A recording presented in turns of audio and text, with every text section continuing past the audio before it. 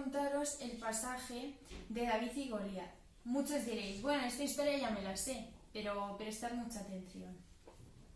El Señor le dijo a Samuel que fuera a la tierra de Belén y que uno de los hijos de Isaí sería el siguiente rey de Israel. Samuel fue y cuando vio al hijo mayor pensó que este sería el escogido. Pero el Señor le dijo que no era ese, que el Señor ve cómo son de verdad las personas y no solo cómo se ven por fuera. Isaí le presentó a sus otros hijos, pero Samuel le preguntó, ¿no tienes más hijos? Isaí le dijo que faltaba el menor, David, que estaba cuidando de las ovejas. Samuel mandó traer a David, y cuando Samuel vio a David, el Señor le dijo que le ungiera con aceite, porque iba a ser el futuro rey de Israel. Tiempo después, los israelitas estaban en guerra contra los filisteos. Los filisteos tenían un guerrero gigante llamado Goliat. Goliat se burlaba de los israelitas y les gritaba, «Mandad a un hombre que luche conmigo, y si me gana, nosotros seremos vuestros siervos, y si gano yo, vosotros seréis nuestros siervos».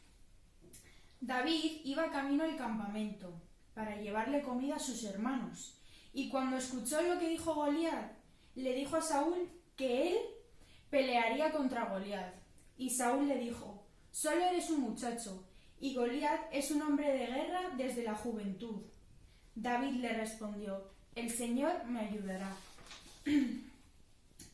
Saúl vistió a David con su armadura, y David le dijo que no lucharía con la armadura, porque él no estaba acostumbrado. Entonces iba a luchar con 5 piedras lisas que iba a coger en el arroyo y con una honda, que es una tira que se usa para tirar piedras. Goliat, al ver a David, le dijo, «Acércate, te voy a convertir en comida para los pájaros y los animales salvajes». Y David le contestó sin miedo, «Tú vienes a mí con espada y lanza y jabalina, mas yo vengo a ti en el nombre del Señor de los ejércitos, a quien tú has provocado. Y todos verán que el Señor es más poderoso que todas las armas que tú tienes». David corrió y se colocó en la línea de batalla. Cogió una piedra y la colocó en la honda, y con todas sus fuerzas la lanzó. Con la ayuda de Dios, la piedra se clavó en la frente de Goliat y murió, y todos los filisteos huyeron para que no les mataran. Este pasaje está en 1 Samuel, capítulo 16, versículos del 1 al 13, y en el capítulo 17, versículos del 1 al 54. Para terminar, debemos de saber que está claro que Dios eligió a David porque era un buen pastor, porque no tenía miedo de enfrentarse contra leones ni osos para cuidar de sus ovejas, y porque alababa a Dios en todo tiempo. David era un hombre conforme a la voluntad de Dios. Y al contrario, Goliat era malo, porque estaba matando y haciendo daño al pueblo de Dios. Un saludo y un beso. El Señor te protegerá de todo mal, te guardará tu alma. Salmo 121, 7. Besitos para los pastores, las profes y los niños, y a la escuela dominical.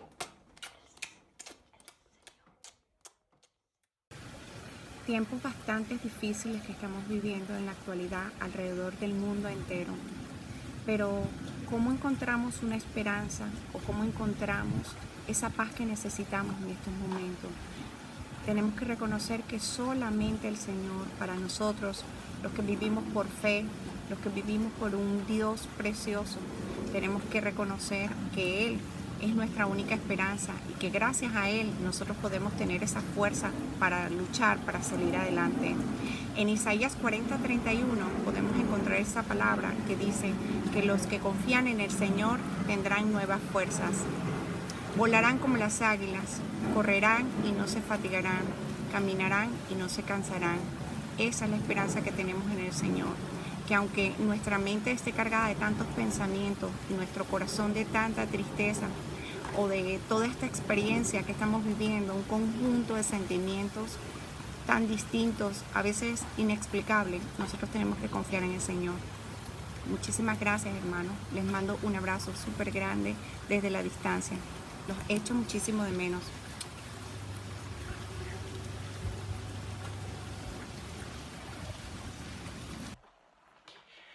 Buenos días, mis hermanos. Señor Jesús, tú conoces mi corazón, que tan lejos de ti vagó en el pecar. Es una alabanza que a muchos de nosotros nos gusta, expresa de una manera muy clara, comprensible, lo que es la gracia de Dios para el hombre. Vamos a cantarla todo.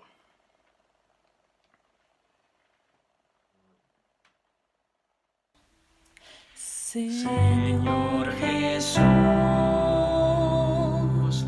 tú conoces mi corazón, que tan lejos de ti vagó en el pecar.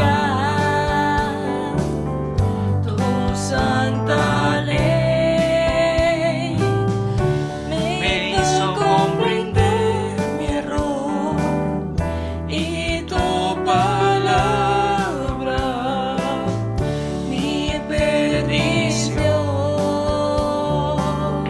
Creí que solo podía andar por los caminos de tu ley, y sin tu ayuda alcanzar tu majestad.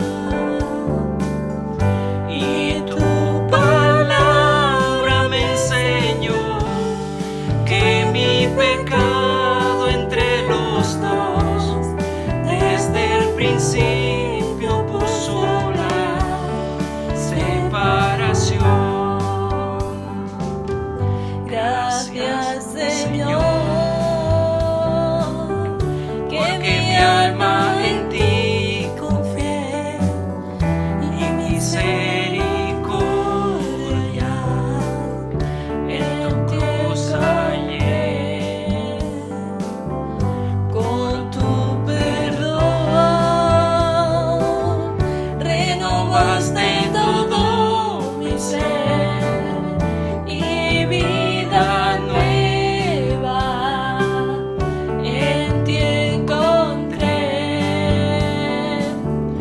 Ahora me queda por vivir toda una vida en tu amor, viviendo en el camino que tu Hijo mostró.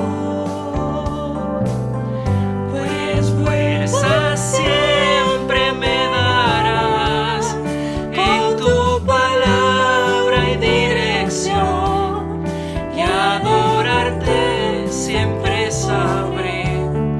Gracias, Señor.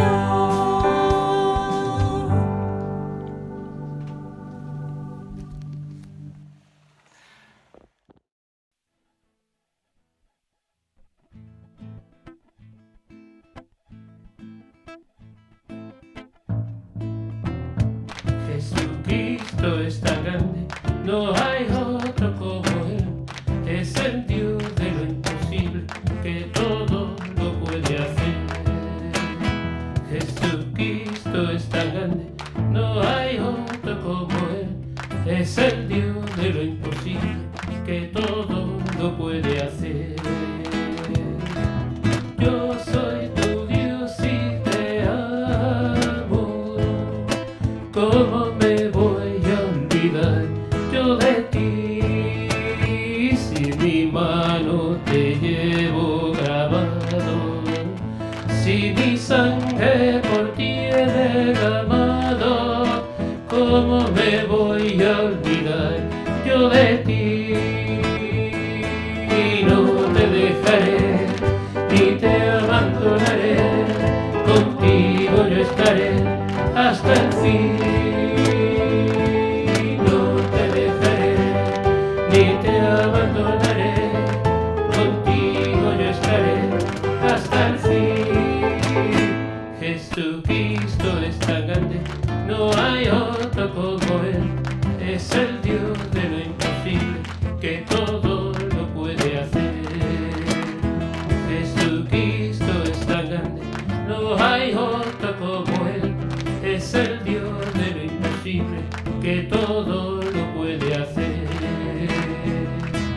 Yo soy tu Dios y te amo. ¿Cómo me voy a olvidar yo de ti?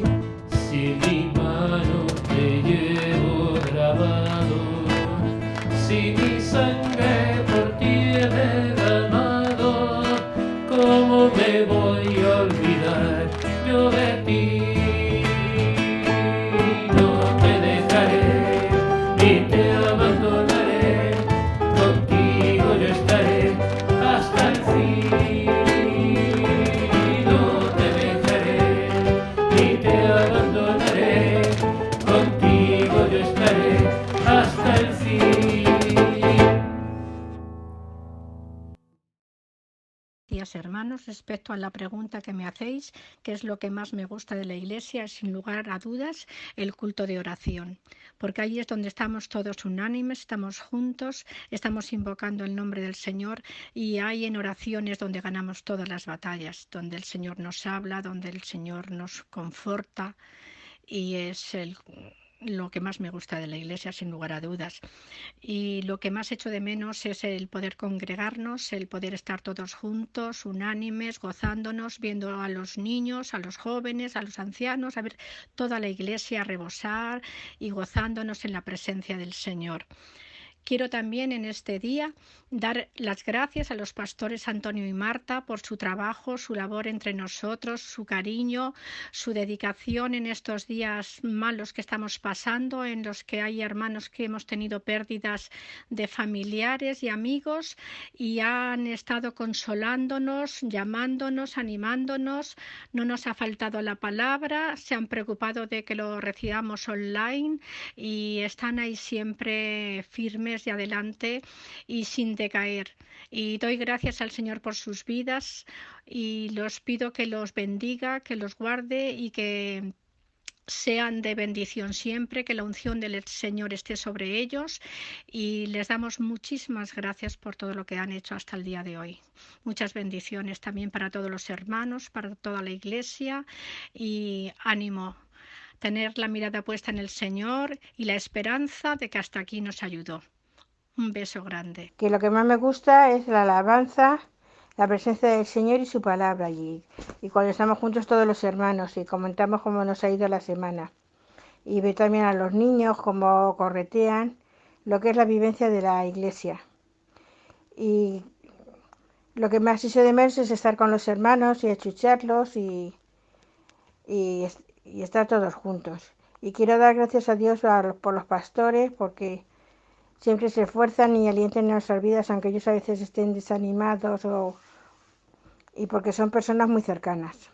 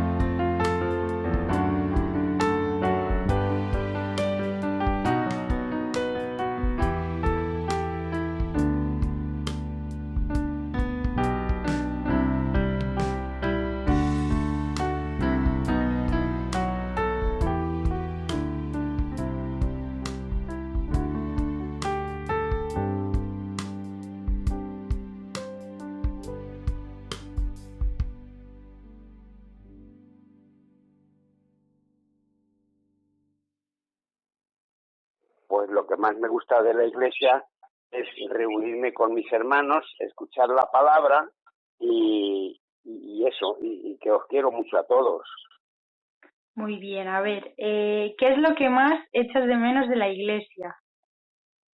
Lo que más echo de menos de la iglesia es sobre todo la palabra, y echo de menos también la colaboración de los jueves y los viernes en el reparto de la comida.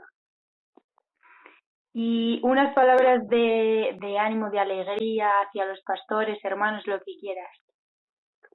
Pues echo de menos el no poderme reunir en la iglesia con todos los hermanos, echo de menos a los pastores, echo de menos a Andrés, a Marco, a todos. Os quiero mucho a todos porque para mí vosotros es mi familia. Para vosotros es mi segunda familia. Os quiero mucho a todos y os adoro a todos, de verdad. ¿Y qué más te puedo decir? Pues que me gustaría que pronto pudiésemos reunirnos, que esto se terminara y abrazaros a todos. Me gustaría mucho, de verdad, que os echo mucho de menos y os quiero mucho. ¿Vale? Venga, pues un abrazo para todos y que Dios bendiga. ¿Qué es lo que más te gusta de la iglesia? Escuchar la palabra de Dios en compañía de mis hermanos. ¿Qué es lo que más echa de menos de la iglesia? El no poder congregarme y ver las caritas de mis hermanos. ¿Nos podrías mandar un mensaje de ánimo a la congregación y a los pastores?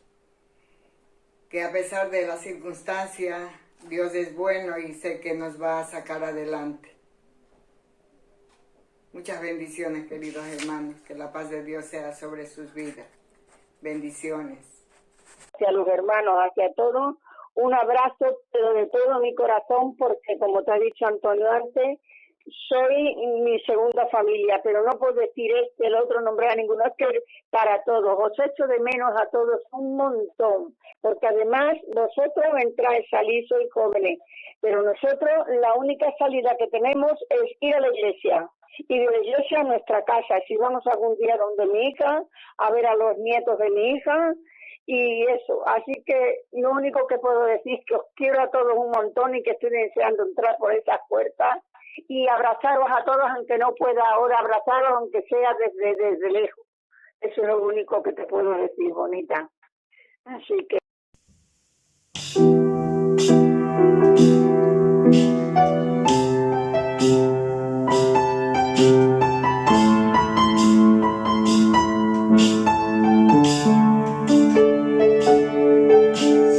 Envíame aquí, Señor, envíame.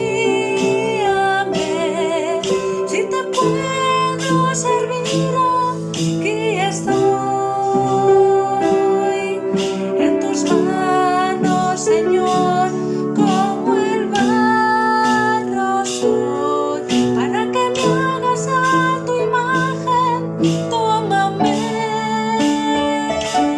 Yo lo haré. Te obedeceré sin reservas ni condiciones, te serviré. Yo lo haré, te obedeceré sin reservas ni condiciones, te serviré. Mi vida te sirve, la entrego a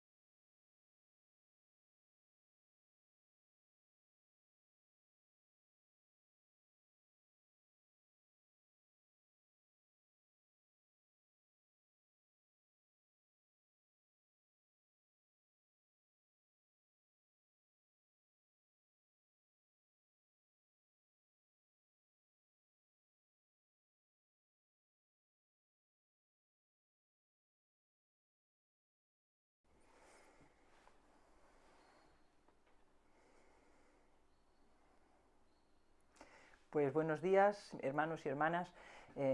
Después de disfrutar de este culto que estamos teniendo, de las alabanzas, de las participaciones, de la escuela dominical también, gracias al Señor por todo lo que podemos tener, vamos a compartir la palabra del Señor. Y vamos a hacerlo leyendo un versículo, basándonos en un versículo solamente del libro de los Hechos, Hechos capítulo 1, versículo 11. Y tan solo voy a leer medio versículo.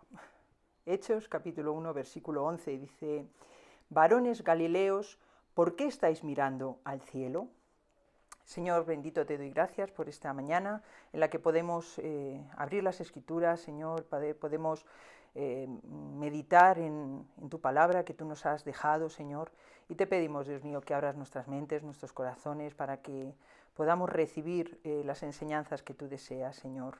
Úngeme, Señor, con tu Espíritu Santo para poder transmitir la enseñanza que tú deseas en esta mañana para cada uno de nosotros. Te lo pedimos en el nombre de Jesús. Amén.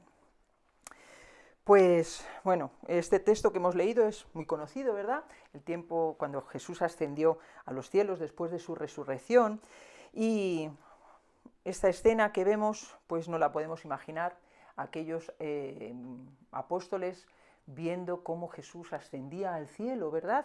Y viendo esta escena, pues nos podemos imaginar que estaban boquiabiertos, paralizados, mirando al cielo, y por eso esos ángeles tienen que ponerse junto a ellos para sacarles de su atontamiento, si de permitir la palabra, ¿no? Para sacarles de ahí y decirles, ¿por qué estáis mirando al cielo? Es fácil, hermanos, quedarnos boquiabiertos, ¿verdad? Cuando vemos algo que nos asombra, un hecho, algo maravilloso, ¿no? Algo que es algo que no es normal, pues podemos quedarnos paralizados, podemos quedarnos admirados, ¿no? Y eso es lo que les pasó a estos apóstoles. Por eso esos ángeles tienen que sacarles de allí, darles un toque, no darles un zarandeo para que salgan de su parálisis. A nosotros, pues hoy en día nos puede pasar lo mismo, ¿verdad? Muchas veces nos quedamos admirados mirando algo. Nos centramos quizá en una acción, en una doctrina de la Iglesia, y eso muchas veces nos hace impedir dar el paso siguiente. Nos quedamos paralizados mirando o observando ciertas cosas y nos impide seguir adelante. Es maravilloso el hecho del regalo de Dios hacia nuestras vidas, ¿verdad? Que también muchas veces nos deja paralizados. El Señor nos dio un gran regalo que nosotros no podríamos conseguir por nosotros mismos. Por eso Él lo tiene que hacer y nos lo tiene que entregar. Si no, nosotros no hubiéramos podido en ninguna manera hacerlo ni ganarlo. Pero eso lo que nos tiene que hacer es decir que algo tenemos que hacer, no podemos quedarnos paralizados, ¿no? Y tenemos que hacer algo también para obtenerlo. No me confundáis, no estoy hablando de obras, claro que no son méritos, nada podemos hacer para ganar nosotros ese premio. Aunque una cosa sí, aceptarlo, tomarlo y aplicarlo a nuestras vidas. Si no, por mucho que Dios haya obrado la salvación, si no la recibimos, no vamos a poder obtenerla. Es como al que le dan un regalo, ¿verdad? Si no lo acepta, por mucho que la persona que lo haya comprado, lo haya envuelto en un precioso papel de regalo, si la persona a la que iba el regalo no lo acepta, pues de nada sirve. Creo que hasta este punto todos estamos de acuerdo, eso espero. Nada podemos hacer para ganar nuestra salvación del pecado y de la muerte. Pero sí podemos disfrutar de ella si la recibimos y si andamos en ella. Recordad que Jesús, Yeshua, el Salvador, es el camino. Él mismo se dice el camino, y el camino es para andarlo. Un camino cerrado, pues no sirve para nada. El camino es para andarlo. Por eso, si recibimos un regalo, no sirve para nada cuando lo dejamos en un rincón, sin abrir, no lo podemos disfrutar y terminaremos olvidándolo. Dios nos habla a través de toda la palabra acerca de que no podemos hacer nada para ganar nuestra salvación. Eso lo conocemos. Pero también nos habla en toda la palabra de que si esa salvación no es activa, pues está muerta. Y si la salvación es vida, y vida eterna, ¿verdad que sí? No puede estar muerta, sería una contradicción.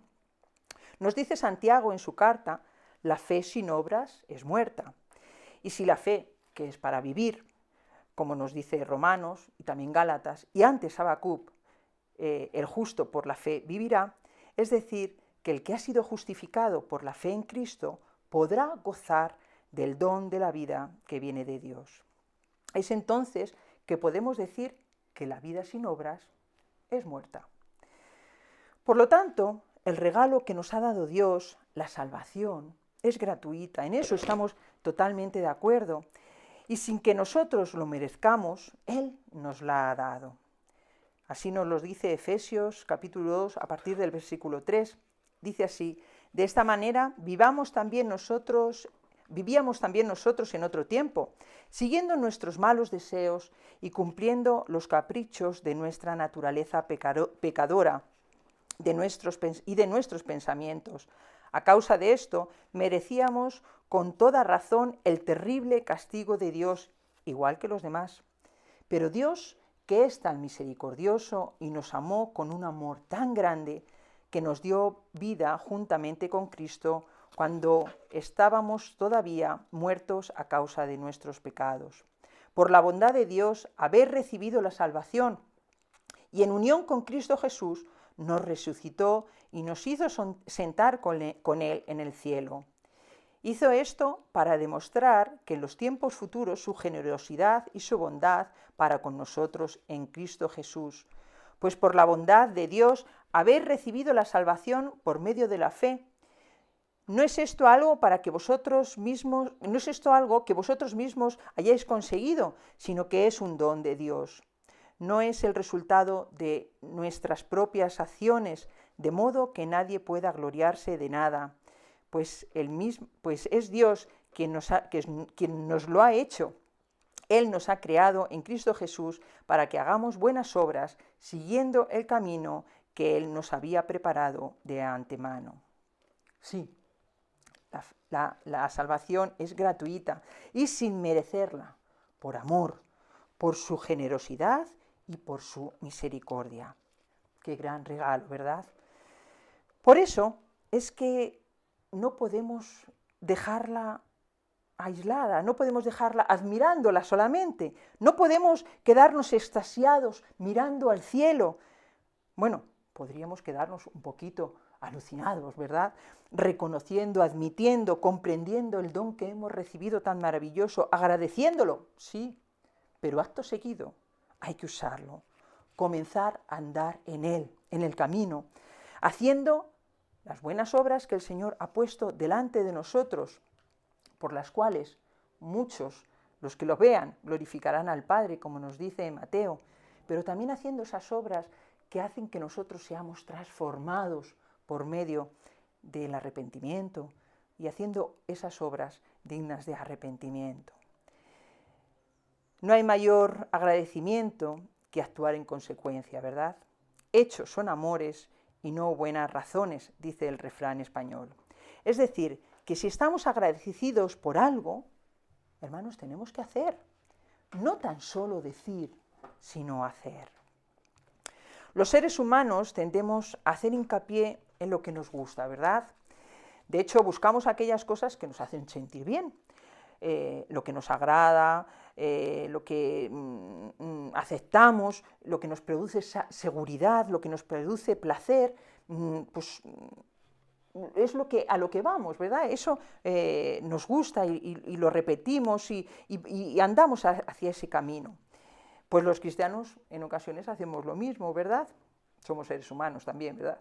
Y hacemos hincapié en aquellas doctrinas que nos agradan, leemos esas partes de las Escrituras que nos hacen sentir bien, subrayamos en nuestras Biblias aquellos versículos que están en consonancia con nuestra manera de pensar y aquellas que reafirman también nuestras creencias.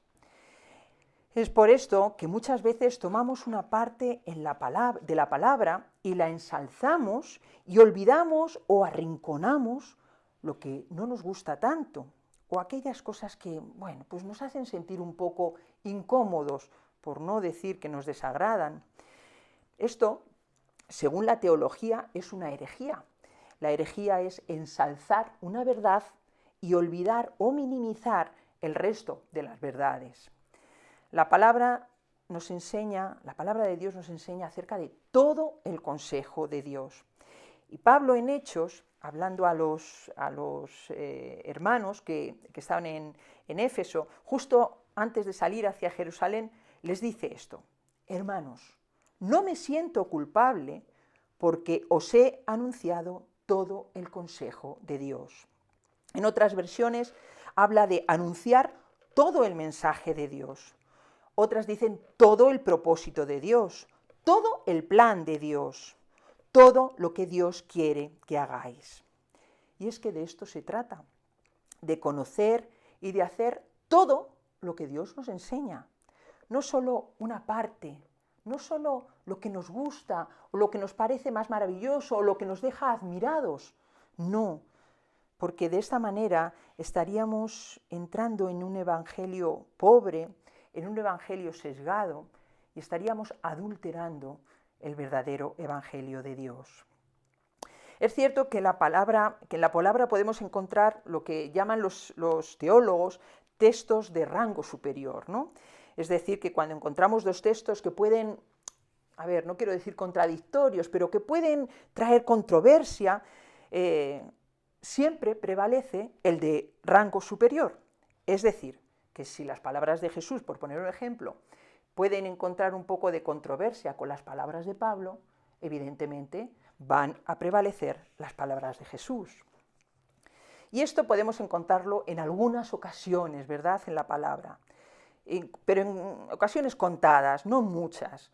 Lo que sí vemos en toda la palabra y en todo el espíritu de la Biblia es que el Evangelio se complementa uno con otro.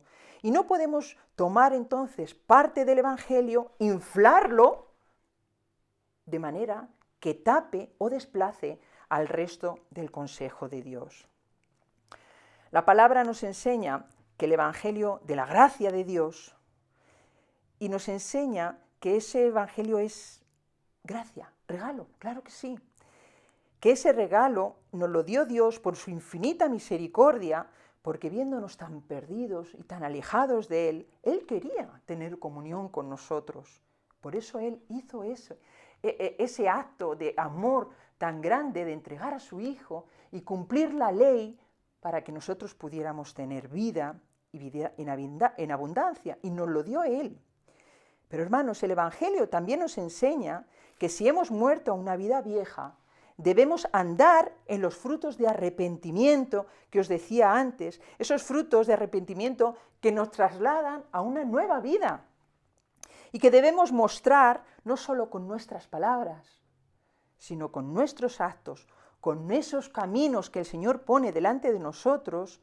Con ese camino, esa nueva vida, debemos mostrar que estamos en el verdadero arrepentimiento, en la verdadera gracia de Dios. ¿Cómo si no podemos explicar los textos como ocupaos en vuestra salvación, de Filipenses 2:12? ¿O cómo explicaremos el que perseverare hasta el fin heredará la vida eterna, como nos dice el mismo Jesús en los Evangelios? ¿O cómo explicaríamos tantas parábolas del Señor en las que enfatiza la fidelidad, la paciencia, la perseverancia en el trabajo, en la obra, en el servicio, como muestra de una auténtica salvación? Queridos hermanos, si ensalzamos unas doctrinas sobre otras, si enaltecemos unas enseñanzas tapando o en detrimento de otras, hacemos de la gracia de Dios una desgracia para nosotros. O como decía Dietrich Bonhoeffer, hacemos una gracia barata. Así que cuidado, hermanos, porque cuando no enseñamos todo el consejo de Dios, podemos hacer una gracia barata. Y me diréis, ¿y qué es eso de una gracia barata? Pues una gracia barata es, por ejemplo, la predicación del perdón sin requerir arrepentimiento, es decir, sin cambiar de rumbo. Solamente, como os decía hace unas semanas, sentir pena por el pecado, pero no dejar de pecar. Y según nos dice la palabra, podemos vivir sin pecar. La doxología de Judas termina diciendo, el libro de Judas termina diciendo que aquel que es poderoso para guardarnos sin caída. Si estamos diciendo que no podemos vivir sin pecar, estamos haciendo una gracia barata. La gracia barata es un bautismo sin disciplina de la Iglesia, es decir, sin un compromiso, sin una responsabilidad con mi comunidad. Es decir, actúo como me da la gana y hago lo que quiero porque no tengo compromiso ni responsabilidad con el cuerpo de Cristo al que pertenezco. La gracia barata es la comunión sin la confesión, es la absolución sin la confesión personal. Una de las desgracias, pienso, de los evangélicos es que, como nos confesamos con Dios, pues ya no necesitamos intermediarios. Y como Dios nos lo perdona todo, pues ya no tenemos que acercarnos al hermano a confesarle nuestro pecado y a pedirle perdón. Pero hermano, solo así, cuando hacemos esto, es cuando seremos sanados, dice Santiago 5:16. La gracia barata es la gracia sin discipulado, que no solo es aprendizaje, que está muy bien, sino es vivir bajo la disciplina de Dios y de sus ministros. La gracia barata es una gracia sin cruz, es decir, sin sacrificio, sin renuncia y sin entrega. La gracia barata es una gracia sin Cristo vivo y encarnado, vivo por su Espíritu Santo en cada uno de nosotros, renovándonos cada día en Él y viviendo una vida, cada día una renovación espiritual, y encarnado en cada uno de sus hijos e hijas, y mucho más en los necesitados. Me visteis hambriento, me visteis sediento, me visteis en la cárcel. Hermanos, la fe se vuelve barata cuando se ofrece como un producto de consumo para satisfacer nuestras vidas, nuestras vidas acomodadas y nuestros deseos personales. Cuando se ofrece como un espectáculo para el público, para que endulce nuestros oídos y nos diga, Dios es tan bueno, Él ya se sacrificó por ti, tú vive y sé feliz. Arrastramos la gracia de Dios por los suelos cuando prometemos estabilidad para un modo de vida sin renuncia, sin sacrificio, sin responsabilidades y sin disciplina. Se convierte en gracia barata cuando nos decimos ser hijos e hijas de Dios y como tales reclamamos las promesas materiales a cambio de darle un poquito de lo que nos sobra. Queridos hermanos, tengamos cuidado, porque muchas veces sin darnos cuenta abaratamos la gracia que tanto le costó al Señor conseguir para nosotros. Enseñemos, practiquemos en nuestra vida todo el consejo de Dios. No abaratemos la gracia, no la convirtamos en una desgracia. No vaya a ser que pensemos que estemos en la verdad y sin embargo estemos en un camino de error y de muerte. La salvación, queridos, es un regalo precioso, todos lo sabemos, nada barato, como os decía. Al Señor le costó su vida, le costó derramar su sangre y una muerte muy dolorosa, muerte de cruz. Y no solo eso, le costó separarse de su Padre, con el cual tenía una comunión perfecta, pero lo hizo por su inmensa misericordia, por su amor hacia ti y hacia mí y hacia el resto de la humanidad, porque Timoteo dice que el Señor es el Salvador de todo el mundo, mayormente de los que creen, claro que sí. Así que, hermano y hermana, acepta el regalo, cógelo, maravíllate con él, pero no nos quedemos admirados mirándolo. Sigamos adelante, andemos el camino que Dios pone delante de nosotros. haciendo obras dignas de arrepentimiento, cumpliendo la ley que Dios pone en nuestros corazones, la grava en nosotros, y sólo así podremos estar en todo el consejo de Dios. Porque un cristianismo sin Cristo y sin cruz es una fe estéril, inútil y hueca, una gracia barata, un regalo olvidado. Así que, hermanos, demos sentido a ese don. Usemos ese regalo, llenemos esa gracia de todo lo que Dios pone delante de nosotros para hacer, pero empecemos en nosotros mismos, porque Dios tiene mucha obra que aún hacer en cada uno de nosotros. Que el Señor os bendiga. Amén.